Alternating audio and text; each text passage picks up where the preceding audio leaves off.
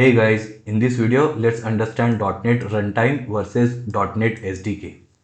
And trust me guys, clear understanding of these concepts is really important when we are working with Docker.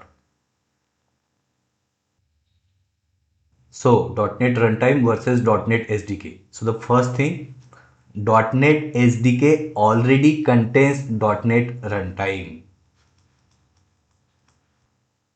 Now the second, because we have installed .NET Runtime on the server can execute or run our .NET application.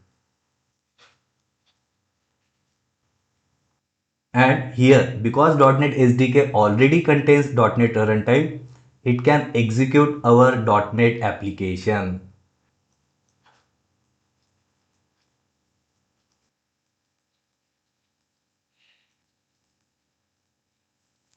Now guys, .NET Runtime, it is installed on production servers.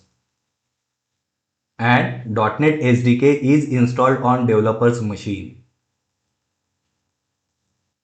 So now as you can guess, because it's been installed on developer's machine, so that developer can write the code and .NET SDK provides us the compiler and build system so that we can build our code. And obviously these things they are not there in .NET Runtime. Then .NET SDK provides us NuGet tooling so that we can work with NuGet packages. In fact guys, when we installed Visual Studio, .NET SDK also gets installed. And because .NET SDK gets installed, ultimately .NET Runtime also gets installed on our local machine.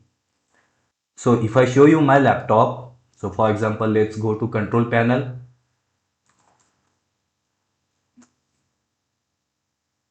programs, uninstall a program, and here if I type .NET,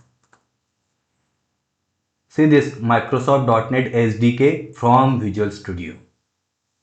So that's it guys for this video. Thanks for listening.